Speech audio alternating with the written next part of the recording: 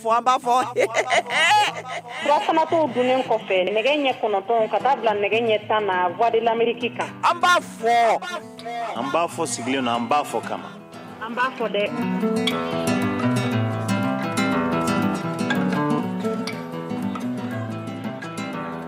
An balimaw ani wula Mohamed Touré ka bɔ Washington DC VOA soba kɔnɔ n'o ye studio DC ye Amérique faba kɔnɔ bi ye sibiridon ye n'o ye mars 1 kalo o tile 2nan san 2024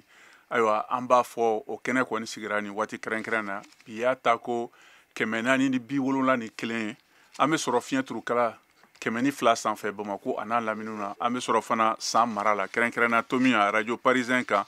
98.8 kan an bɛ sɔrɔ fana Mopti radio Orono kan 93.2 radio Kumase Bugunikaw an bɛ sɔrɔ 92 kan Tumutuka an bɛ sɔrɔ 93 kan an bɛ sɔrɔ Gawokaw fɔ 106 o ni tomi 1 kan an bɛ se ka sɔrɔ fana ayiwa an ka fiɲɛ siraw fɛ n'o ye bɔlɔlɔ siraw ye ayiwa bisimila an ka foli bɛ lamɛnbagaw bɛɛ ma Mali kɔnɔ ani Mali kɔ kan an ka bi jɛmukan o kuntalajan a bɛna boloda bi i n'a fɔ denmisɛnninw n'o ye kalandenw ka tɔn AEM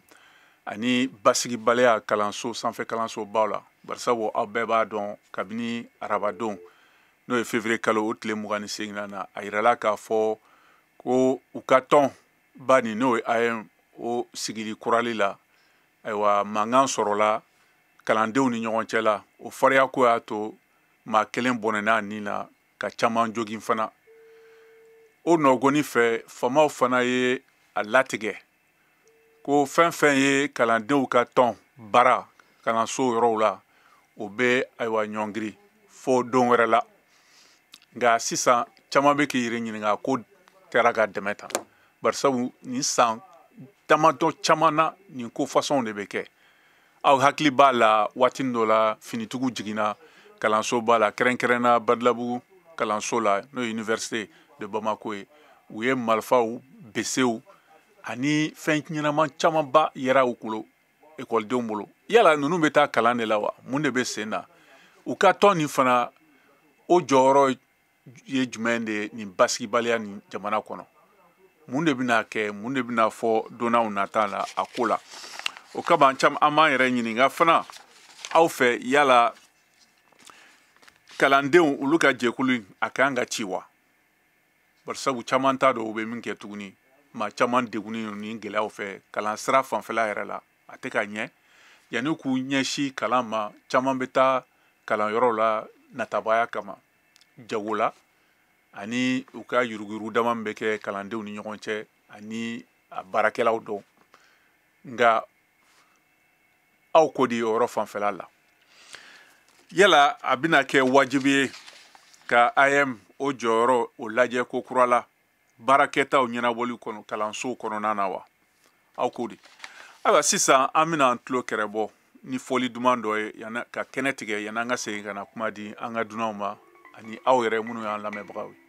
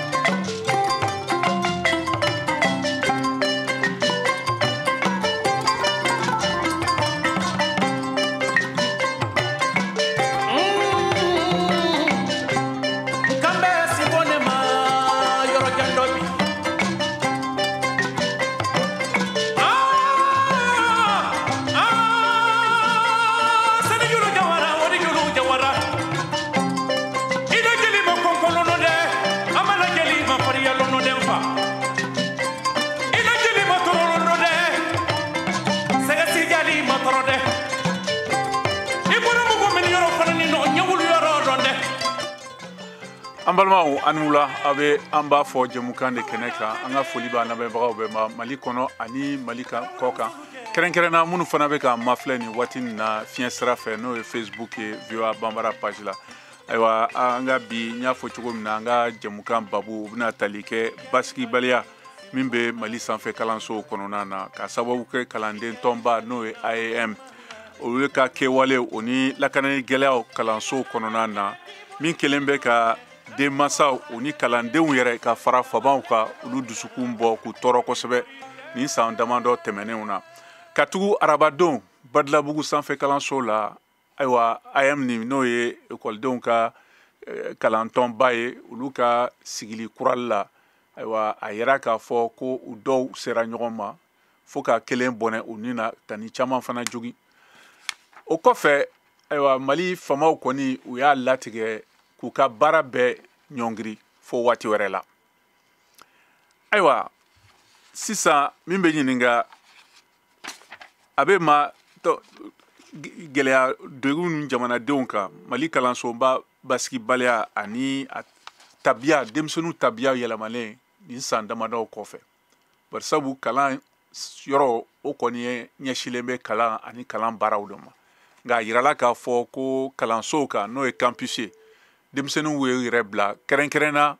u ka tɔn u b'u yɛrɛ bila jagomisɛnninw na ka wari minɛ mɔgɔw la o de ye kɛlɛ kun ye bɛɛ b'a fɛ ka don tɔn nin kɔnɔ nka n'u fɔra ɲɔgɔn kɔ a laban bɛ bɛ ni bese de ye walima marifaw o ka kan wa caman b'i ɲininka o la ko ayiwa basigibaliya ni kalansoba sanfɛ kalansoba la a dama tɛmɛnen don aw hakilina ye mun ye nin fariya ko Mali sanfɛ kalansow kɔnɔna na yala kalandenw ka jɛkulu nin kan ka ci wa bari sabu caman bɛ k'o de fɔ k'a mɛnna fo nin jɛkulu nin ka ci fura wɛrɛ ka sɔrɔ nin ko la nka an b'a fɛ ka aw yɛrɛ ka hakilinataw sɔrɔ yala a bɛna kɛ wajibi ye ka IAM n'o ye kalandenw ka tɔn ye o jɔyɔrɔ lajɛ kura la u ka baarakɛtaw ɲɛnabɔli la campus kan o kɔnɔna na aw yɛrɛ ko de o ko la o kama ni fɛn fɛn b'a fɛ k'i da don an ka bi babu nin na a bɛ se k'an sɔrɔ nɛgɛjuru fɛ a dayɛlɛlen don 001 202 619 02 70 o tɛ dɔwɛrɛ t'u dunkan la fu fila kelen fila fu wɛrɛ fila 619 fu kelen fila ani 70 walima a bɛ se ka bataki caman fana fiɲɛ sira fɛ n'o y'an ka Facebook page ye o labilalen don fana ayiwa kana sigi an ka bi dunanw ma n'o ye madame Bagayogo Aïda Kante ale ye kalansira ɲɛmɔgɔ ye n'an b'a wele ko Académie Welesebugu o man jan Bamako la ka fara an balimakɛ monsieur Kalilu Traoré ale tun ye Mali kalansira minisiriso o ɲɛmɔgɔ kɔrɔ dɔ ye min bɛ sɛgɛnbɔ lafiya la sisan nin waati kɔnɔna na jɛkulu dɔ bɛ yen ko SENU ex-chef division de tun don art et culture nationale des œuvres universitaires du Mali o kɔfɛ fana an bɛ an ka dunan wɛrɛ ta n'o ye monsieur Seydou Patrice ale ye kalandenw ka tɔnba ɲɛmɔgɔ kɔrɔ dɔ ye a san caman tɛmɛnen na nka sisan an bɛna an balimakɛ Kalilu Traoré ta ayiwa k'a yira la k'a fɔ fana maa caman wɛrɛ b'an bolo minnu bɛna kuma nin koɲɛ nin kan bi bi in na ayiwa an balimakɛ Kalilu Tarawele kuma b'i bolo yan'an ka Ayida ta i bisimila monsieur Tarawele. Bonsoir. Allô? An tulo b'i la t'a fɛ i ni ce. Ok. Par rapport à l'AIM, normalement, l'État, parce qu'on a mesure forte de Kaka, AIM dissous. Si on veut que l'école puisse bien marcher, l'école Katanya Koswe, AIM ka dissous, ça c'est un. Non, mais AIM a dissous qu'a remplacé par une autre forme. Car organisation reste une mesquille école ma faux. Non, AIM me bi, à Tikma école Kokande. École Kotunya Salalaire. Nous, quand nous, dans son code donné, étudiants, parce qu'il y a Ward de la couple, tout ce qui est la vie de l'association. L'association a tableau, nous, quand on a forme, des objectifs pédagogiques même de l'AIM, on y a fait un donné, tout chité. Nous, tabé, quand on a donné, quand on a baba, on va se avoir ça. À Bana. Voilà. C'est pourquoi moi, je souhaiterais qu'on ait une autre forme d'organisation estudiantine, tout en dissolvant, n'est-ce pas, l'AIM. Ça, c'est mon point de vue. On est là point de vue, quoi. Nga ere bolo muyanse ni yoro na bibina. Bon, peut-être que c'est le laxisme du gouvernement. On a laissé une démission au cas dans ce cas quoi. Par peur même de leur poste ou bien, je ne sais pas, d'avoir peur des enfants, les démissions tenues au Dieu au copain. N'est-ce pas? Et au niveau des campus, n'est-ce pas, il peut être sur Burundi, BC, ni Marfa, ni Fembe de Bougou. N'est-ce pas? Il y a un calanco là. Ebe mfani BC, matame BC pour donner voilà. Pourquoi? Il y a un calanco là. Est-ce que ça notamment? Voilà. Donc, au-delà de le Congo, il faut trouver une solution rapidement pour remplacer l'AIM, n'est-ce pas, et en donnant un nouveau contenu, n'est-ce pas, au statut et règlement, n'est-ce pas, de l'association des élèves et étudiants du Mali. Voilà. Aïwa, monsieur Traoré, il faut que vous amena kumadi en balmamuso Aïda Kanté madame Bagaygo Aïda Kanté nale académie nyama e ka bo wole sebugo Aïda inula. Salula. Somogo wedi. Ayiwa n balimamuso i bɔra ka kɔrɔfɔ ka mɛn jamana kɔnɔ bi bina sanfɛ kalanso a degun bɛ ka se denmansaw ma kalandenw yɛrɛ minnu bɛ ka fara famaw kan nka aw minnu bɛ denmansa ye i ye école karamɔgɔ kɔrɔ i sen tun bɛ école karamɔgɔw ka lafasabatɔ na i ye kalansira ɲɛmɔgɔ ye Welesebugu e bɛ se ka mun de fɔ nin kɛwale min bɛ ka kɛ kalanden tɔnw bolo sanfɛ kalanso kɔnɔna na i bisimila. Saha ne bɛ VOA Amérique lamɛnbaga cɛ n'a muso bɛɛ fo ka a ɲini Ala fɛ Ala k'an si hɛrɛ la ne bɛ min fɔ min bɛ ka kɛ a ma lawuli o kama a lawulila de ɲɛmɔgɔ dɔ ka ɲini parce que n'i ye mɔgɔw fara ɲɔgɔn kan ka tɛmɛ kelen ni fila kan dɔrɔn fo mɔgɔ dɔ ka kɛ ɲɛmɔgɔ ye min bɛ se ka kuma bɛɛ tɔgɔ la min bɛ se ka bɛɛ jɔyɔrɔ fa kuma ni taabolow la donc o de ye ka dɔ responsabiliser ka ɲɛmɔgɔ ɲini aw la a lawulila o de kama mais min bɛ ka kɛ a ma lawuli o kama donc min bɛ ka kɛ n'a ma lawuli o kama fɛɛrɛw de bɛ tigɛ ka fu siri o dan na ne bolo kɔni. Ayiwa n'i y'a lajɛ nin t'a siɲɛ fɔlɔ ye a daminɛna kabini ATT ka fanga bantɔla ka n'a bila transition na ka n'a bila IBK ka tile waati nka a bɛ ka kɛ hali awɔ e bolo bon pour que fu ka siri a dan na ne bolo allo n tulo b'i la t'a fɛ kuma b'i bolo awɔ pour que fu ka siri a dan na ne bolo u ka mɔgɔ suganditaw woloma ka critères sigi sugandili la i b'a fɔ sisan nɔ kalankɛbali ni e y'o ta k'o kɛ association des élèves et étudiants ɲɛmɔgɔ ye e yɛrɛ dalen b'a la kɔni ko o ti mɔgɔw su ka kɛ kalan kan o donc enquête de moralité ka kɛ ɲɛmɔgɔ sugandi la ne kɔni bolo o ye a moyen fɔlɔ pour éviter ce qui est ce que nous vivons depuis un certain moment. Donc, par exemple, le numéro est redoublé là. Et puis, il faut avoir 14 de moyenne, sinon plus. Ainsi de suite, quoi. Fin de sigi, Mumba Bali, Kalanke Bali, voilà, quelqu'un qui vit vraiment de ça au Kadabla. Parce qu'il y a une idée là, et Tchekorobo du do, ou manata université là, ou bitou Chibereke, non, parce que ou donnez mi soroni bureau koina, et n'y a moya koina. Donc, on est qu'à éviter. Mettre des garde-fous. Et bolo au kaka, Barsabu a yirala k'a fɔ an balimakɛ Traoré y'a fɔ sisan ni jɛkulu ni u ka baara tɛ ka kalandenw ka jɔyɔrɔ fa bilen u bɛ nata de kama nin ta siɲɛ kelen a ka ca ni san 5 u bɛ nin de la bɛɛ b'a kalama denmansaw b'a kalama ekɔli karamɔgɔw b'a kalama sigida jɛkulu bɛɛ maa bɛɛ b'a kalama nka munna a tora sigida kɔnɔ nin kalandenw ka se ka fanga sɔrɔ fo ka se nin yɔrɔ nin na an bɛ yɔrɔ min na bi. Bon, oui, à cause bon, ne bolo un peu de no, des massas au nodo, et collignemo au nodo. Février, Jamana Marakatemo, Lube Nodo. Parce qu'il y a Jatimine, Hali Mali leader club, Ayem Mokoroi, Nere Mibekafo, Nere Kume Ayem na quand je faisais l'IPEC. J'étais la secrétaire à l'organisation. Donc, je sais qu'il faut un peu Nodo. Parce que dès qu'on peut toujours de Konakasrokata école là. Et un peu de Andéon qui est commandant. Donc, ou manabo. Et ou be classe ngana ni songo kani ana en flan na kenema et de be marfa nunu munu soro u ba soro chogodi et ni e ma yire de na kafo e mo nyogo i école de nyogo awtaka ku e kalani har ni i kera leader nu i blanye fo be ni nyefela kadi i fiki jogo nyefolo. L'éducation, c'est d'abord en famille. Et l'éducation a échoué en famille. Donc, l'éducation, c'est réussi à l'école là. Donc, un peu de nodo. Ne koni bolo sisan wani mine do anga ayemko anga jo folo pendant un bon moment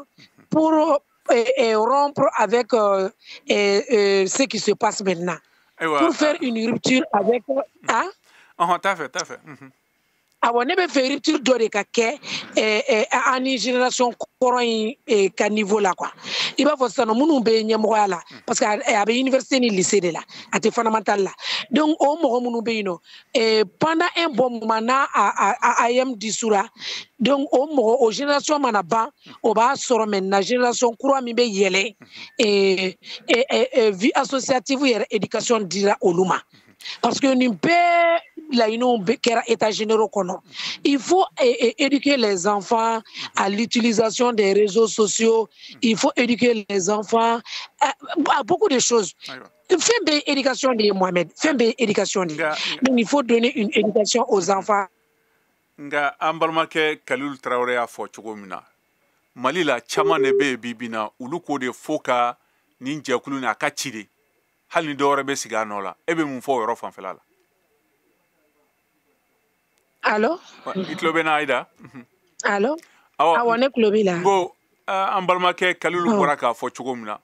Mali jamana den chama nebe bien ka fara nyamgo were ka ko fo ni kuluni ka chire pew. Aka falen ko kura ka damne duguma fo sanfɛ ebe mun fo yoro fanfela la. Oh, kulu ci cogo ne o de fɔ sisan a tɛ k'a fɔ ko kulu so bɛ taa ci koyi ne ko sisan nɔ ko k'a ci ka bɔ yen k'a so ci ka IM ci ka bɔ yen pewu awɔ ne o de fɔ n ko ka IM ko jɔ quoi a tɛ se ka dabila o parce que association ko fana c'est un droit a tɛ se ka dabila pewu quoi mais n ko k'a jɔ pendant n'i y'a ye u bɛ yɔrɔ min na sisan u bɛ ka ko kɛta min kɛ o ni kalansira tɛ fan si fɛ o de ye caman degun o de ye caman ni tora ko la k'a ka dabila yɛrɛ de fo hali ni a bɛna sigi il va faut pendant 20 ans il va faut ka suspend pour 20 ans au 20 ans kɔnɔ de la maternelle au lycée éducation bɛ di o denmisɛnninw ma génération montante o ma min b'a kɛ olu bɛ to norme kɔnɔ quoi ayiwa awɔ il va faut sɔrɔ ka suspend ka IM ko suspend pendant 20 ans Et par exemple, on a suspendu pendant 20 ans, nous sommes en 2024. Donc en 2044, aux sanctions Teba, au bas soro, et voilà. Sinon, à ce que Kekatiko, avec un suspens pendant un très bon moment. Et pendant ce temps-là, voilà. Aywa I be to nɛgɛjuru kan an bɛ taa Kayi n'an balimamuso Jɛnɛba Lobo Tarawele ale bɛ nɛgɛjuru kan ale ye Kayi tɔnba dɔ ɲɛmɔgɔ ye muso jɛkulu dɔ ani sigida jɛkulu o ɲɛmɔgɔ dɔ ka bɔ Kayi Kayi Bulonba Lobo Jɛnɛba I ni wula aywa an b'a la tanu aw yɛrɛ dun an yɛrɛ bɛ yan nɔ an bɛ Ala tanu Mohamed Toure n bɛ aw bɛɛ lajɛlen fo VOA Afrique o diyara n ye kosɛbɛ n b'a auditeur n'a auditrice bɛɛ lajɛlen fo fɛn o fɛn tulo b'an na sisan n bɛ bɛɛ fo o diyara n ye n bɛ aw yɛrɛ fo Amérique yen nɔ ayiwa I ni ce o la thème ni vraiment c'est très intéressant ne yɛrɛ kun sigilen bɛ k'a makɔnɔ Ala y'a kɛ aw nana ne wele k'an da don a kuma la a diyara n ye ayiwa I bisimila mun ye nin IM ko ye ni IM ken kora a kɛra folo ye bi ka denbatigi bɛɛ ka nani il est temps que an ka to minɛ par les cornes il est temps de le faire o tuma na ne yɛrɛ ne tɛ ɲɛsin mɔgɔ yɛrɛ ma ne bɛ ɲɛsin Asimu de ma Asimu ye fu siri ko la mun ka gɛlɛn ka tɛmɛ ni IM ko kan a ye fu siri ko la mun ka gɛlɛn ka tɛmɛ ni IM ko in kan ni IM mɔgɔ ninnu tɛ fosi ye denmisɛnninw de don an denw n'an mɔdenw de bɛ sanfɛla la yen nɔ san o san u bɛ ɲɔgɔn faga an y'an denw bila ka taa kalan na université la u ye bagi sɔrɔ o kɛra an nisɔndiyako ye u yɛlɛnna sanfɛ ko sanfɛ kalan an sigilen bɛ an tɛ fosi mɛn k'a fɔ k'an denw u ye marifa ci dɔ la walima ko dɔ nogo tonnen filɛ nin ye urgence kɔnɔ vraiment o ye ko ye ko mun vraiment ni dan ka kan ka sira la jɔn bɛ dan sira ne tɛ ɲɛsin maa si ma ne bɛ ɲɛsin Asimu de ma n bɛ ɲɛsin Asimu de ma Asimu tɛ ko la bi diɲɛ kɔnɔ mun tɛ nin ko ye ka nɛgɛ kɛ bama ka bɔ o la o k'i minɛ terroristes bɛ nord la terroristes bɛ centre la sisan terroristes yɛrɛ filɛ nin ye an yɛrɛ senkɔrɔ universités kɔnɔ san o san ils font des victimes o tuma na on n'est pas d'accord trop c'est trop ko in sera dan de la IM ka kan ka ci de 20 ans ou 40 ans non pour moi IM ko ka kan ka dabila chaque salle de classe classée ou classée il y a un responsable bɛ classe bɛɛ kɔnɔ u ka surveillant bɛ yen nɔ tout responsabilité ka d'ulu ma ni problème mun bɛ classe kɔnɔ responsable bɛ yen nɔ a bɛ se ka se ɲɛfɛla la a ɲɛfɔ a bɛ taa ɲɛfɔ mais k'a fɔ ko IM bureau ka to yen nɔ tuguni walima ko k'a labila ye fɔlɔ ko fo dɔɔni ninnu hakili tɛ sigi koyi walayi nin bureau in hakili tɛ sigi sara u taara anw ka Kayi u taara anw ka Kayi bureau sigi don denin dɔ bɛ yen nɔ walayi ara tun tɛ bureau sigiyɔrɔ la a kun robinet da de la a kun nana robinet da de la a nana a haju ɲɛnabɔ ji la o kɔnɔna na marifa cira pan ka taga deni minɛ a kɔnɔ la deni nana na a ye mun kɛ Bamakɔ yan nɔ hôpital du Mali la a ye kalo 2 bɔ a ka kalan interrompilen don olu y'a jira ko kisɛ in tɛ se ka ban a nogo kɔnɔ donc u kɛlen y'a traité k'a la calmer walayi deni filɛ nin ye Kayi ye a bɛ kalan na mais kisɛ in bɛ bɔ halisa dɛ u ko ko u bɛ traitement k'a la ko kisɛ in bɛ jigin dɔɔni dɔɔni a bɛ jigin dɔɔni dɔɔni fo ka taga bɔ a fɛngɛ a labɔ bo fɛ n'o tɛ tɛ se ka opérer ka bɔ ko n'a opérer la ka bɔ k'a bɛ problème wɛrɛ lase a ma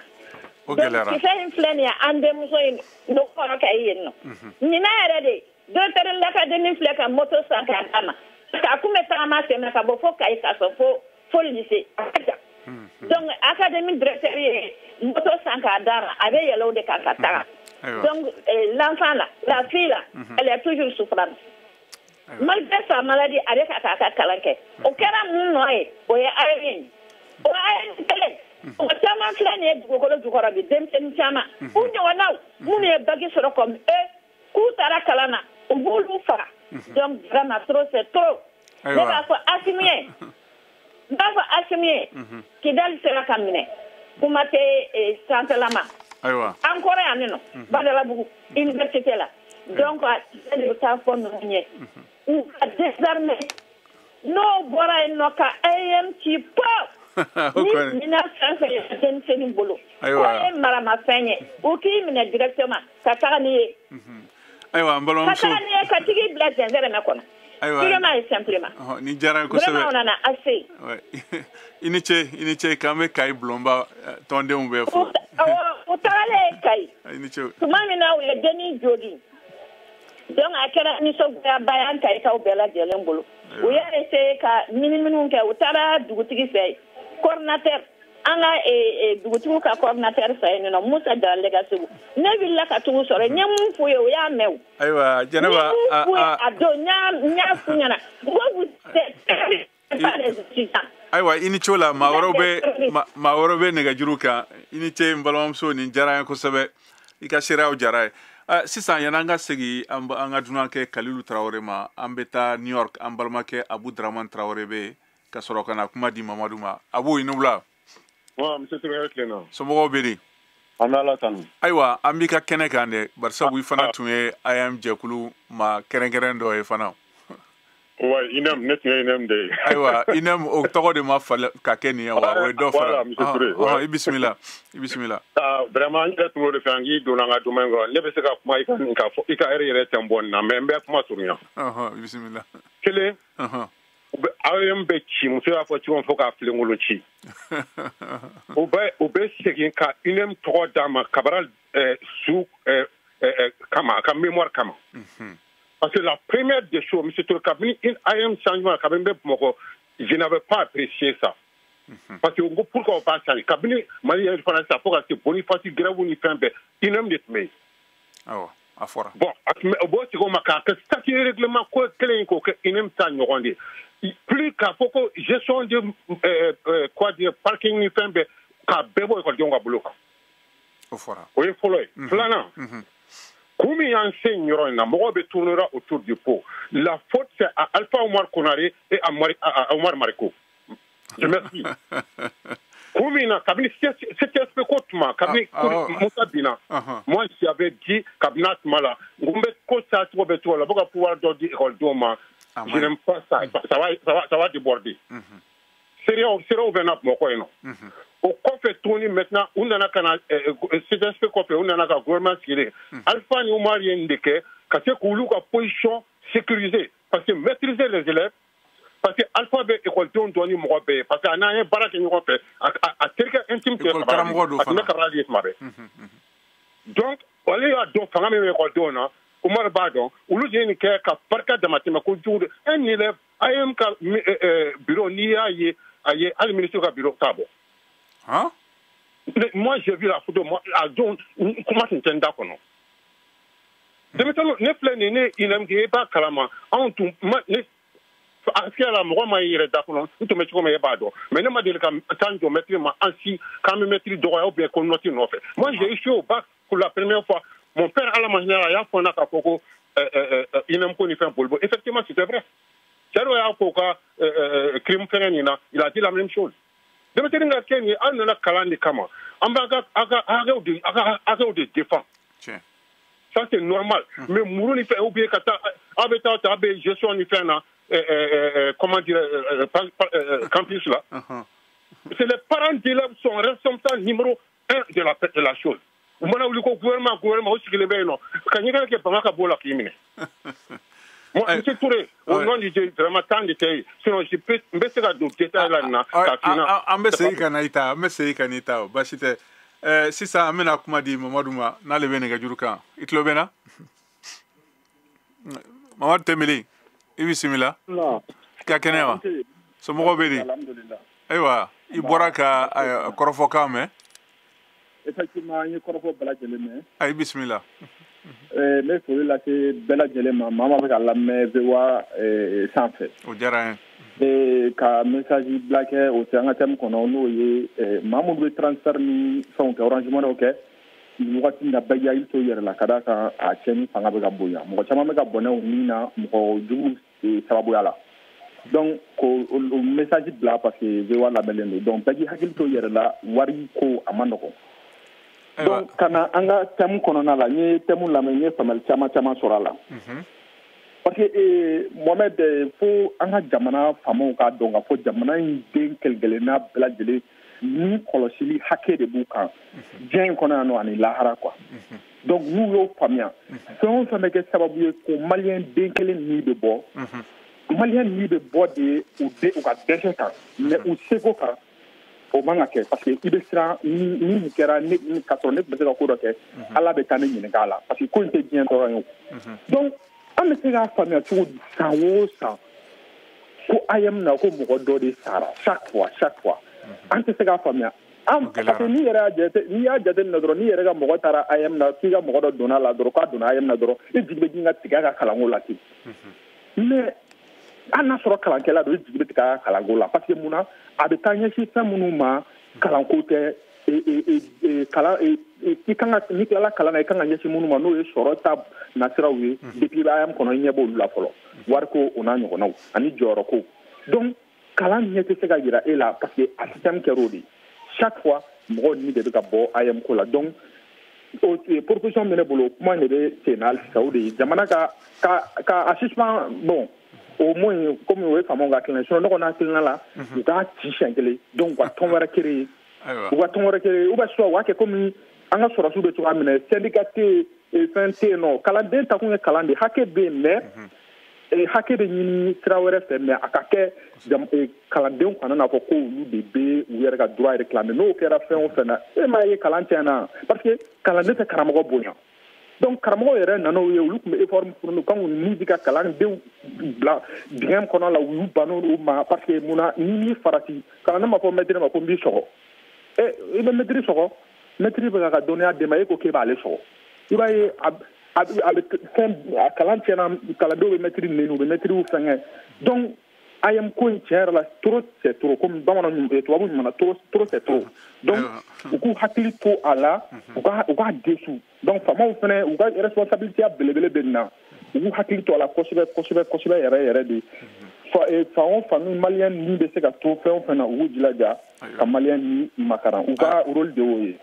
nin diyara n ye kosɛbɛ ayiwa sisan an bɛna an tulo kɛrɛbɔ ni laseli ye ka sɔrɔ ka na kuma di an ka dunankɛ ma n'o ye Kalilu Tarawele ani an balimamuso Ayida Ɲare ne yɛrɛ ko Ɲare Kanté. Zach Prod.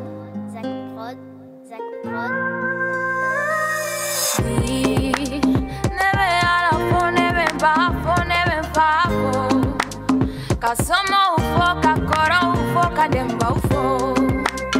Kangafan ufo, kanyere fo, kufo, ufo. Adamade, kite foye mogoko. Nigara fenye, kananyina moko.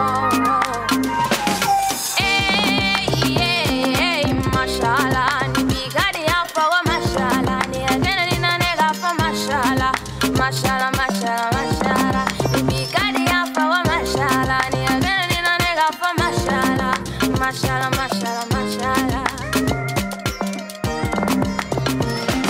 Tu sais, c'est pas facile, oui, tu le sais. Et on dit, tant qu'il y a la vie, il y a de l'espoir. Ça, tu le sais.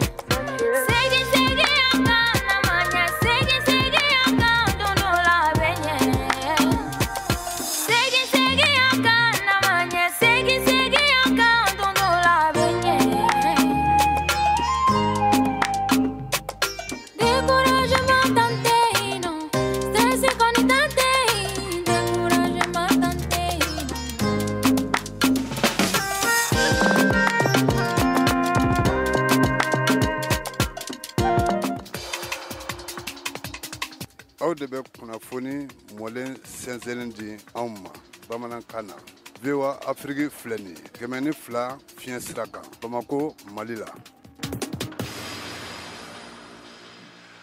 Ayiwa an balimaw an ka foli b'a ye aw bɛ hali bi an b'a fɔ o kɛnɛ de kan ye. Ayiwa an ka soba nin kɔnɔ n'o ye studio 10 ye nɛgɛ kaɲɛ 12 o tɛmɛna ni sange 35 ye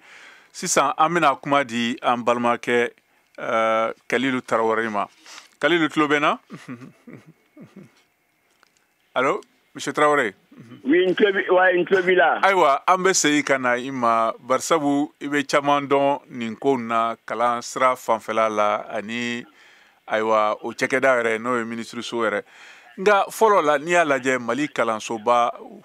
baara hukumu kɔnɔ ani ɲɔgɔn danw fan fɛ ka taa ENSUP la ka taa ENA la ani yɔrɔ n tɛ école de médecine dɔ sa ni écoleden tɛmɛna san 1 kan kilasi 1 kɔnɔ a san 2nan o b'a bila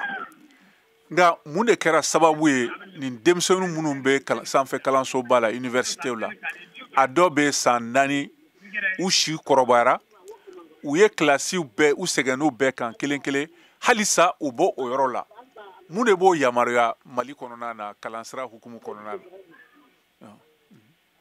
kuma b'i fɛ n'i jaabi o la awɔ u fanga de bonyana gouvernement ma u fanga de bonyana faso ma dɔw yɛrɛ bɛ tila ka to université la ye wari minɛ ni ŋanamu ni affaires la ye sans quitter l'université et on peut même pas les chasser aussi u yɛrɛ b'a dɔn ɲɔgɔn cɛ il n'est pas élève parce qu'il a fini ɲɛmɔgɔ b'a dɔn k'a fɔ il a fini mais quoi a ka mandat parce que AYM fanga bonnen ma o bɛ taa n'u ye AYM ci a bɛna kɛ problème dɔ da la c'est ça le problème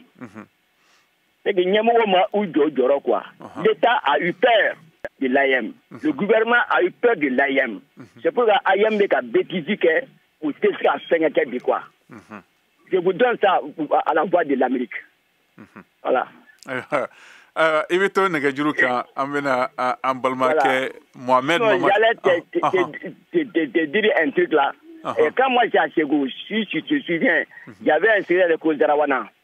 awɔ fɔra an y'o mɛn Akiliwa Zarawana il a fait une mission à Ségou Kanetoui Zarawana taara ko f'ale ka si pied à terre là y'a sɔrɔ le président de l'Assemblée Ali Nujalo était à Ségou mais an ma sɔn a y'a bɛɛ kari-kari ka taa gouverneur ka télé ta k'a ci en tant que secrétaire général de l'AYM. Mais faut voilà. À l'époque, j'ai appelé Malamine qui était ministre, nous l'avons avoué qu'à Fona. Il me dit de gérer, connaît Mika Anga Bessara. Parce que l'État a eu peur de l'AYM. C'est pour qu'on mette au déconabi. Ils ont peur. Donc, avec Chide, il faut que l'AYM cache Chide comme là. C'est la seule solution. Balamuso bɛ ka ye ale o de fɔ k'a ko bɛ Asimi de bolo ko ni fu bɛ se ka sira la ayiwa fanga min bɛ sisan olu de bɛ se ka ɲɛ sɔrɔ ayiwa yan'an ka segin ka na kuma di ma ni madame Bagayogo ma an balimakɛ Mohamed Mamata Ture ale bɛ nɛgɛjuru kan ale ye ayiwa sigida jɛkulu an ko Mali ani faso danbe o kumala sela de don ani an ko Mali o ɲɛmɔgɔ dɔ ka bɔ Bamakɔ Mohamed i ni wula ntɔma i ni wula i ka kɛnɛ somɔgɔw bɛ di basi t'u la bɛɛ ka kɛnɛ ayiwa an da bɛ baroba dɔ la bi dɛ n'o ye ayiwa kalanko gɛlɛya ni basigi baliya min bɛ sanfɛ kalansow kɔnɔna na bi bi na aw minnu ye sigida tɔn jɛkulu maaw ye aw hakilina ye jumɛn ye nin gɛlɛya min bɛ jamana kɔnɔ a bɛ san caman bɔ sisan i bisimila. sa n tɔgɔ ma n b'i fo ka VOA lamɛnbaga ni aw filɛbaga bɛɛ lajɛlen fo. o diyara n ye. n tɔgɔ ma i b'a dɔn fɛn dɔ bɛ an ka fara k'a fɔ an bɛ kuma minnu mɛnɛ an ni ɲɔgɔn cɛ AYM ko la AYM denmisɛnninw tɛ maa wɛrɛw ye an denw don an dɔgɔninw t'u la bilen a bɛɛ ye an denw ye AYM sigira a nana transition dɔ de kɔnɔ n'a ma ɲɛ k'an bɛ transition de kɔnɔ régime démocratiquement élu ni an ye kala ta maa ye n'a kɛra politique mɔgɔ ye a mana kɛ min ye o tigi tɛ se ka kɛlɛ nin kɛ maa min bɛ se ka nin baara in kɛ ka AYM ko bɔ yen nɔ définitivement o tɛ maa wɛrɛ si ye ne transition marabagaw tɛ bi parce que ne nin transition ma se ka baara fɛn fɛn ka fu siri fɛn o fɛn na jamana in kɔnɔ a ka gɛlɛn maa wɛrɛ ka na o ka a sigi AYM n'i y'a ye k'a fɔ ko denmisɛnninw bɛ ka nin kɛ caman bɛ k'a fɔ ko ɲɛmɔgɔw don tiɲɛ don ɲɛmɔgɔw don mais anw minnu ye den somɔgɔw ye bangebagaw ye dun anw jɔyɔrɔ ye mun ye an denw ka mara la ayem te mɔgɔ mara koyi bɛɛ ni mara dɔ de bɛ bɔ du kɔnɔ ka taa kalanso la donc maintenant n'i taara kalanso la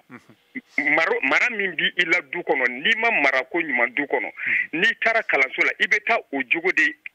ni o jogo de ye ka tila ko a ɲini k'o jogo don maa dɔw la sinon anw bɛ k'a fɔ ko terrorisiw bi ni denmisɛnnin min ye maramafɛn ta ka taa kalanso la ka taa mugu ci a denmisɛnnin ɲɔgɔn na o fana tɛ terrorisi dɔ ye wa terroriste tɛ fɛn wɛrɛ ye ko maa min bɛ taa ka taa terreur créer kɔ koyi donc min don a banna min don n tɔgɔ ma an ka tiɲɛ fɔ ɲɔgɔn ye kan an wagati min na an kun bɛ école la ni AM nana 90 91 12 ka se 13 ninnu ma o wagati la i b'a ye k'a fɔ an caman faw kun bɛ yen u bɛ kangari de da anw ye n tɛ fɛ kɛ i da ye AM ko la n tɛ fɛ k'i sen y'a la n tɛ fɛ k'i ye biro la ni maa min kun bɛ don a la i bɛ dugu ka don a la caman bɛ yen nɔ o tigi i somɔgɔw tɛ se ka don a la mais o kɔfɛ an y'a ye k'a fɔ problème nana kɛ mun ye maa minnu yɛrɛ bɛ jamana ɲɛfɛ ni ka mara kɛ ni i b'a ye k'a fɔ n'i ye AM lajɛ en 2004 ka se 2005 ma ka sɔrɔ président i bɛ ka ala ka hinɛ a la ale tun ye premier ministre ye n ko AM ka ci ka kɛ fila ye olu de tun y'a essayer ka na ni o ye pour que AM ka kɛ fila ye donc maintenant o gɛlɛya nana ekɔlidenw ni ɲɔgɔn cɛ a kɛra tendance ye ni maa min nana fanga la o bɛ AM denmisɛnninw ta k'u utiliser u ka politiki kɛlɛ la ni maa min wulila k'a bɛ fanga kɛlɛ o bɛ taa AM denmisɛnninw ta ka na n'u ye politiki kɛlɛ la fo i yɛrɛ b'a ye k'a fɔ an ka jamana institution ba dɔ ɲɛmɔgɔ yɛrɛ bɛ yen nɔ tellement olu yɛrɛ ye ko dɔ k'a la fo bese dara a dɔw tɔgɔ yɛrɛ kan parce que olu de kɛra bese tala fɔlɔw ye AM kɔnɔna na donc ça veut dire que marabagaw de kɛna mara la o wagati la ka denmisɛnninw bila ka se nin yɔrɔ la mais denmisɛnnin somɔgɔw minnu fana bɛ an somɔgɔw fana kun kɔnna ka dɛsɛ koyi bon bi an bɛ yɔrɔ min na jɛkulu dɔ bɛ yen ko association des parents d'élèves ni o ye ekɔlidenw ka somɔgɔw ka jɛkuluba ye an yɛrɛ b'a fɔ olu denw bɛ ka fa kalanso la denw bɛ ka maramafɛn ta ɲɔgɔn kama denw bɛ ka taa minɛ ni drogue ye denw bɛ ka taa minɛ ni fɛn cɛjugu ye universitéw kɔnɔna na mais olu yɛrɛ jɔyɔrɔ ye mun de ye denw ka mara ko ani jamana in ka ko la de an kan ka ɲininkali kɛ anw yɛrɛ la fɛn bɛɛ tɛ se ka to k'a fɔ ko parce que ko Assimi ye président ye premier ministre dɔ bɛ yen ministre dɔ bɛ yen min chargelen don éducation na ou bien dɔ bɛ yen min bɛ lakana kunna ko an b'a ta ka da olu kan le problème c'est que les parents d'élèves ont failli à l'éducation de leurs enfants c'est tout n tɔgɔma o dɔrɔn de ye gɛlɛya in ye bi donc AM ko an kana fɔ k'an bɛ ɲɔgɔn caresser dans le sens du poil an bɛ a ɲini Assimi fɛ ni suspension ni min filɛ nin jusqu'à nouvel ordre u k'a kɛ dissolution définitive de ye point barre ni jɛkulu wɛrɛ bɛna sigi denmisɛnninw ye min bɛ se ka denmisɛnninw ka hakɛ ɲini hakɛ jɔn bɛ kalanden bolo ekɔliden yɛrɛ bolo ko fa de t'a ɲini wali parents de tɛ a ɲini quel droit ils ont que les parents d'élèves ne peuvent pas revendiquer à leur place ni a fɔra k'a fɔ ko mobili kuraw de bɛ ta à des coûts de beaucoup de millions k'a di étudiants ma n'a fɔra k'a fɔ ko étudiants dɔw bɛ yen nɔ bi u bɛ ka villaw jɔ u yɛrɛ ye u faw bɛ location na ça fait plus de 30 ans 40 ans u bɛ luwanse la donc maintenant c'est a kɛra réseau dɔ de ye n tɔgɔ ma étudiants nous ayem membre ka donc au mafia donc au mafia mais toi c'est un réseau qui est là il est temps à ce qu'on fasse donc ça veut dire que mais fait comme il faudra pour que ka bokuma nina an bi ka mɔgɔ minnu former nous sommes en train de former des cadres terroristes dans ce pays ni a fɔra k'a fɔ ko an bɛ denmisɛnninw de former minnu bɛ marifa ta ka taa kalanso la n'u nana bureau kɔnɔ don min na dun u tɛna bɛrɛdɛmu ni char ni mikiw ta ka tiɲɛni kɛ wa o ye jɔrɔna ko ba ye voilà en kan ka jɔrɔ la donc maintenant que les parents d'élèves s'assument que l'association des parents d'élèves a ka kɛ association jɔlen min bɛ a ka rôle jouer donc maintenant an bɛ marabagaw fana wele jamana marabagaw ko association tɛ disu parti politiques ma disu Mali la yan kɔsa in na wa association tɛ ka disu sisan nɔ wa donc maintenant an kana siran an denw ɲɛ ko parce que ko denw don ninnu tɛ se ka foyi kɛ ni anw tɛ que chaque père que chaque mère ka wuli k'i jɔ k'a fɔ den ɲɛna ni i bange k'i don kalan na n bɛ n ka nafolo de bɔ i la i ka carburant min bɛ kɛ moto la ne de b'a d'i ma i ka sotarama min i b'a ta ne de b'a d'i ma ne de b'i balo ne de bɛ fɛn bɛɛ k'i ye mun b'i jɛ n'i bɛ taa bese ta ou bien i bɛ taa muru ta ou bien i bɛ taa marifa ta ekɔliso la n tɛ fɛ k'i ye a kɔnɔna na n'an y'i y'a ko kɔnɔna na je vais te bannir pour toute la vie point barre, que les parents s'assument et puis la solution, elle est trouvée de trauma. Aïe, ni jaran ko so ben trauma, ini cheola. Kamba watirela, ini cheola. Aïe, si ça amena balmamso madame Mega Memuna Garjugo, nale honorable CNT Mado, tondendo. Aïe, balmamso ini ula. Garjugo. Monsieur Touré. Aïe, ambe keneka ani balmamso madame Bagayego Aïda Kanté, nae académie nyamro e wole sebu. Ani ambalma ke Kalilou Traoré ale fana tuye éducation département division Nyema doye na be retraite la 600 aywa anga babu ibora ga korofo kam avec kuma kalanko geleyaw krenkrena baski belam be sanfé kalanso kononana bar sabu saon nu ka jekulun be la kura do de be faka do de be bonanina do de be jigin fana ga awere ye de masawe ye politique mayo barsa wi be sente la bi aw hakilna e jumeni ko mbe ga ke sankelente de sanfla ame bo ko kurado kalama e ko de yoro fonfela la bismillah voilà mais il faut jarain ka l'Amérique la bella de l'info que ga invité au fou jarain ko ça ni kuma inte shija kurae ni shija kora de sabla nya ni a detemne amberte melani ni faculté ni ni mu ma droit ke ibe économique wal may be do rek bon akani ko be sena depuis ni abe san chama bo mais ka situation aggravée et war ko ni politique de nananaye ni ngo war ko ni politique nananaye ni ayam jatemne sisa ayam politiser le do fuka ta foka da matemelenu abina fo ayam mo be politique mo ka bara de la sabla ite sega doko école soye de la mara yorodi école soye de encadré yorodi mais iba ye ko do be ke école so konna la ite miri dia yoro sila quoi avec yoromi kelen folon nu ga ni segere sigi bike wallahu be mo faga ne yɛrɛ hakili bala ne yɛrɛ ka dejemane sa ne yɛrɛ y'a ye u ye bese kɛ ka mɔgɔ tigɛ k'a jeli bɔn ka wuro ne kɛ k'a ko depuis kɛra fo segere bɛ sigi ne ti taa wa a ye mɔgɔ bɛ yɔrɔ yɔrɔ ne ni n ka ko bɛɛ ni olu fanfɛla to yen parce que ni fɛn tɛ mɔgɔ kɔnɔ ko dɔ bɛ yen nɔ i ti sɔn a ma mais ni fɛn b'i kɔnɔ i bɛ sɔn ko bɛɛ ma donc a yɔrɔ kɛra ɲɛnaminima fɛnw fɛnɛ feere yɔrɔ n'a min yɔrɔ de hali n'i ka denmisɛnnin mara i ka so ka ɲa n'a bɔra i ka dugu la par exemple sisan ne b'a ta raison dɔw bɛ yen nɔ université tɛ yen nɔ an bɛɛ lajɛlen bɛ na Bamako de donc n'i nana ni jatigila t'i bolo tu seras obligé ka taa loger faculté kɔnɔna la bon e bɛ taa faculté kɔnɔna la minnu bɛ o chambre gérer n'u b'o ko bɛɛ gérer o y'o a ye mɔgɔw de i yɛrɛ t'i don a kɔnɔ yɛrɛ hali n'i ma wari d'olu ma i sigicogo m'u diya ite kalan kɛ faculté kɔnɔ o ye kelen ye ni cours magistraux kɛra u bɛ segin ka na fɛn dɔ kɛ ko TD o TD kɔnɔna la maître minnu professeur minnu bɛ yen nɔ n'u kan ka taa an na faamuya dɔnniya la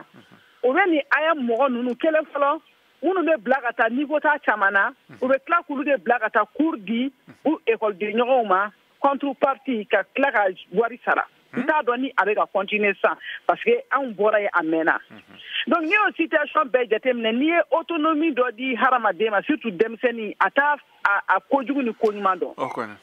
donc ni sɛgɛsɛgɛ sigi fana bɛna kɛ tuguni moto mun bɛ jɔ an bɛ moto mun jɔ dɔrɔmɛ 10 dɔrɔmɛ 20 o parking wari tuguni olu de b'o gérer c'est des millions donc n'i nana o bɛɛ lajɛlen ye k'a fɔ ko nin bɛɛ lajɛlen bɛ sɔrɔ a la ni mɔgɔ min kɛra ségrégé ye e bɛ AM président ye ni mɔgɔ min kɛra AM président ye k'a daminɛ lycée la ka jigin parce que a bɛ daminɛ université de la ka jigin ka na lycée la ka na professionnel la a ségrégé sigi bɛ k'a bɛɛ la donc u b'u ɲamada ɲɔgɔn ma de kɔrɔbalen ninnu bɛ min kɛ fitininw fana b'a kɛ de ka jigin fo dugumala la n'i kɛra ségrégé ye i bɛ mobili san i bɛ téléphone ɲɛnamaw sɔrɔ i bɛ wari ɲɛnamaw sɔrɔ professeur bɛ siran i ɲɛ parce que u b'a dɔn i bɛ se ka problème na s'u ma système kɛcogo de kun don donc ne ka nin bolo AM ko in solution ɲɛnama ka ɲini a la parce que fagali fɔlɔ tɛ nin ye fagali filanan tɛ nin ye nin y'a kuma bɛɛ ségrégé sigi o ségrégé sigi a kɛra kɔsa in na hali Kayi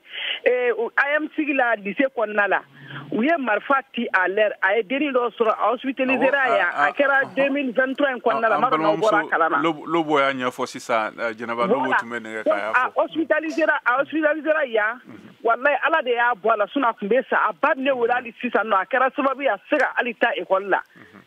parce que a y'a nerf dɔw touché donc o bɛɛ lajɛlen bɛ min na AM ko in ka lajɛ ji ɲɛma jɔlen na n'a sɔrɔ a bɛ se ka sigi cogo wɛrɛ la ka sɔrɔ violence t'a la dans les cas contraires an bɛɛ lajɛlen bɛ jateminɛ kɛ solution bɛ se ka sɔrɔ la pour que an ka denmisɛnnin yɛrɛ maralen tɛ yen sisan a man ca donc n'a fɔra ka t'u bila u yɛrɛmala la ekɔlisow kɔnɔna la u ka taa ɲɔgɔn bɔnɛ u ni na fɛnɛ o t'an ka laɲini ye an bɛɛ bɛ ala de deli an ka denmisɛnninw bɛ se ka kɛ an sago ye cogo min ala de ni den ka bagi sɔrɔ ka tila ka taa bɔn a ni na vraiment a kɛ ni suspension in diyara ne ye donc solution ka ɲini a bɛ se ka ɲɛnabɔ cogo min i ni ce ni baraji diyara ye kosɛbɛ honorable ayiwa k'an bɛn waati wɛrɛ ayiwa sisan an bɛna kuma di Usman Kojo ma Usman dakuru ɲɛ kelen na hakilina jumɛn b'i bolo walima ɲininkali jumɛn b'i bolo k'a lase an ka dunanw ma i bisimila Kojo ba i ni ce i bisimila hakilina bɛ ne bolo AM ko in kɔnɔna est-ce que AM tɛ an ka acteur minnu bɛ an ka éducation kunna AM na u t'a dɔn ko u ka violence est-ce que a t'olu arranger ayiwa an y'o mɛn sabu ni bɔra ne ɲɛ sisan o bɔra ka min fɔ nin t'a siɲɛ fɔlɔ ye nin tɛ filanan fɛnɛ a bɛ ka kɛ a tɛ ka ban a bɛ ka kɛ a tɛ ka ban a ye moment dɔ n'i b'i yɛrɛ ɲininka est-ce que an ka éducation acteurs a ye ko in t'olu de arranger ko sigira ko ka ekɔlidenw de ka intérêt défend ayiwa i ni ce o la ayiwa sisan an bɛ segin ka kuma di Abu Dramane ma Abu dakuru ɲɛ kelen na e ka kuma laban ye jumɛn ye Monsieur Touré dakuru ɲɛ kelen na i ka muso ye min fɔ kɔsa in na a tɛ tɛmɛ o kan quoi honorable AM ko la Gardigo voilà Gardigo o de nana ko tiɲɛ politique ni commerce ni u b'a ci de k'a remplacer k'a kɛ UNEM a n'a statut règlement kɔrɔ min tun bɛ yen nɔ parce que syndicat in bɛ yen nɔ kabini indépendance a nin tun tɛ kɛla o ekɔlidenw kan ka syndicat sɔrɔ ka to k'u ka hakɛw ɲini donc u b'a ta o taabolo fɛ parce que n'o tɛ n'o tɔrɔ na don o don parents d'élèves bɛ b'u la kɔfɛ k'a fɔ ko olu de y'a ko tiɲɛ yɔrɔ fɔlɔ mɔgɔ fɔlɔ ye ayiwa i ni ce o la Traoré ayiwa sisan an bɛ segin ka na yan an bɛ taa Pennsylvanie an bɔra New York ye sisan n'an balimakɛ Mamadu Ben Jabate bɛ nɛgɛjuru kan Ben i ni wula Ban la Mohamed i ka kɛnɛ tɔɔrɔ sɛnɛ ayiwa i bɔra ka kɔrɔfɔkan mɛn caman fɔra yan dɛ e yɛrɛ bɛ mun de fɔ an ka dunankɛ fana b'an bolo Kalilu Traoré b'an bolo yan ok n b'i fɔ mɔgɔ mɔgɔ bɛ k'an lamɛn k'u bɛɛ lajɛlen fɔ o diyara n ye kosɛbɛ ka tila ka dugawu kɛ an ka sɔrɔdasiw ye minnu sara Ala k'u dayɔrɔ suma minnu bananen don Ala k'u ka bana nɔgɔya minnu bɛ kungo kɔnɔ ani minnu bɛ désert ka Ala k'u ni kisi amina Mohamed min ye n dabali ban CNT mɔgɔ o de bɛ ka na il a vécu les faits fɛn minnu kɛra a kɛra a sigilen ɲɛna o de bɛ na ka na problème ɲɛfɔ an ye problème minnu bɛ yen jɔn y'a ci o la i bɛ solution de fɔ an ye projet de loi e bɛ se k'a sɛbɛn e b'i ban k'o sɛbɛn e b'i ban ka fɛn kɛ min bɛ se k'a bɔ a min ban dɛ a bɛ k'o laɲini sira de taama o non a bɛ CNT de kɔnɔ a tɛ n'o fɔ an ɲɛna radio la kan k'o kɛ yen bi a ye min fɔ o ye kunu ta ye min kɛra filanan mɔgɔw bɛ k'a fɔ ko gouvernement nɔ de don u nɔ de don parce que nin tɛ se ka kɛ jamana si kɔnɔ diɲɛ kɔnɔ n'i m'a ci est ce que nin ye France ko ye nin ye CEDEAO ko ye sani ka t'i jigi o la jamana gulonma de ye nin ye jamana bɛ jɔ nin de kan olu de sigilen don olu bɛ ka ɲɔgɔn faga kalan tɛ ka kɛ foyi tɛ ka kɛ drogue bɛ feere fɛn bɛɛ bɛ kɛ yen nɔ gouvernement ma se ka wuli k'o ci i bɛna mun ɲɛfɔ an ye ayiwa u b'a sira kan dɛ u b'a sira kan n'i y'a ye u y'a baara u y'a bɛɛ ɲɔngiri o kɔrɔ ye laɲini kura dɔw bɛ sen na o n'i y'a siɲɛ fɔlɔ ye san caman kɔnɔ a bɛ ci a tɛ renouveler association école tɛ jɔ tuguni ayiwa an balimakɛ y'a fɔ sisan ko n'a bɛ ɲɛnabɔ a kan ka ɲɛnabɔ furancɛ fanga na barisabu sɔrɔdasiw de bɛ fanga na olu bɛ se k'a ɲɛnabɔ yanni politique ko ka daminɛ ko kura jamana kɔnɔ. non bɛɛ bɛ se k'a ɲɛnabɔ. ayiwa foyi t'a la o foyi tɛ bɔ a la o. i b'a ci foyi tɛ bɔ a la. mun bɛ bɔ a la. n'a fɔra ko ekɔlidenw de bɛ moto ekɔlidenw ye multimillionnaire ye ekɔlidenw bɛ kɛ tan ekɔlidenw de bɛ ka marifa ta ɲɔgɔn kama ekɔlidenw bɛ drogue feere la et que gouvernement sigilen bɛ k'u lajɛ o se ka kɛ cogo di. Aywa, o de b'a fɔ de ko mɔgɔ ale yɛrɛ fɔ sisan ko dɔ k'u ye dɔ tigɛ bese la fo farigasi cɛra ale joli ɲɛna ne bɛ don CNT kɔnɔ o don bɛɛ ne ka projet fɔlɔ bɛ k'o di ayiwa o kɔni b'u ka baara kɛ an t'a fɛ an ka jamana kɔnɔ dɔ kɛra ten a ka dabila ayiwa i ni ce o la mais n bɛ jigin abu ninnu de la dɛ cogo jumɛn abu yanni ka i jija faransi ko la i ka kɛlɛ kɛ nin fɔlɔ de ye abu aw minnu y'a daminɛ aw de ma sira ɲuman yira a kan ka taa sira jɛlen min fɛ nin kɛra abu ka tile kɔfɛ a daminɛna mariko tile de la o mais olu de kan ka sira jɛlen yira o n'u tun ye sira jɛlen yira kun tɛ taa ten o a kan ka kɛlɛ min kɛ dɛ abu i kan ka kɛlɛ min kɛ o de ye nin kɛlɛ ye faransi to i ka siraw to yen i k'i ɲɛsin de ma e de y'a tiɲɛ i sen b'a la ayiwa i ni ce o la i jabate ayiwa an bɛ segin ka na kuma di an balimakɛ kalilu tarawele ma ayiwa kalilu balimakɛ i bɔra ka kɔrɔfɔkaw bɛɛ mɛn nka aw bɛ yɔrɔ min na sisan an b'a to e de bolo sa o laɲini minnu kan ka ta ni fɛɛrɛ minnu kan ka tigɛ yaasa ka furu sigi denmisɛnninw ka fariya ko la sanfɛ kalansow kɔnɔna na i bisimila. Bon, laɲini min kan ka tigɛ sisan pour que kow ka yɛlɛmɛ. Il faut d'abord changer le système éducatif malien. Il faut que les parents d'élèves soient vraiment responsables de leurs enfants. Et le système qu'on inclut dans la tête des élèves étudiants du Mali à Kayelme, qu'on les enseigne, n'est-ce pas, les choses de valeur, n'est-ce pas, des choses qui vont avec notre personnalité. N'est-ce pas, les choses de l'honneur, de dignité. Ce fait qu'on doit changer au niveau du Malien. C'est trop grand, c'est trop. Dissoudre l'AIM, on peut le faire, c'est pas un problème. Tant qu'il n'a pas même là, sous d'autres formes, ça va être les mêmes choses. Ça va être une épine au pied des Maliens. Peut-être même les cas de Malon au Sénat. Donc il faut dissoudre. L'État doit être ferme. Le gouvernement doit prendre sa responsabilité. Ensemble, mettre fin à ce système d'association. Que ce soit l'AIM, que ce soit une autre organisation qui porte des préjudices au niveau de la société malienne, il faut les faire dissoudre. Ça, c'est mon point de vue et c'est ce que je pense. Nga be rom na sisa dakurunya kelena wele kanjuma mi bulo ka lase de masawma barsa munia e den sombe fali ala damuleno nga e bolo wele kanjuma mi bulo ka nyashi uluka toma ani de masawere nous faut des masoyer hein ils n'ont qu'à éduquer de nouveau leurs enfants. Ils n'ont qu'à inculquer dans la tête de leurs enfants des valeurs morales, n'est-ce pas, sociétales, qui puissent les permettre d'être des hommes de demain, d'avenir du pays. C'est ce que je dis au parent d'élève. Un parent d'élève qui n'est pas responsable de son enfant,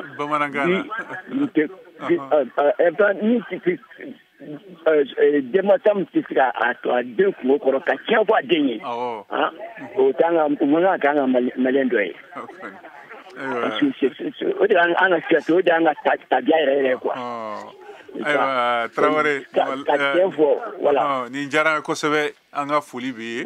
ani an ka dunan tɔw bɛɛ n'o ye madame Bagayogo Aïda Kante ka fara Mohamed Mamata kan ani Memuna Garjigo ni Jɛnɛba Lobo Tarawele ani fɛn fɛn mun kan don an ka bi baro na an ka foli b'an lamɛnbagaw bɛɛ ma Mali kɔnɔ ani Mali kɔ kan ani minnu fana tun bɛ ka mafilɛ fiɲɛ sira fɛ n'o ye Facebook ye an ka foli bɛ aw bɛɛ nin bɛna dan sigi an ka bi jɛmukan na jɛmukan labɛnna an balimakɛ Cheikh Thioro fɛ ne kɛrɛfɛ jugu tun b'an balimamuso Sayida bolo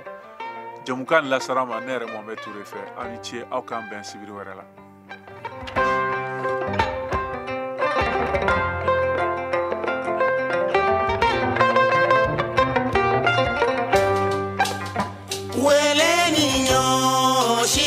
Kono babunya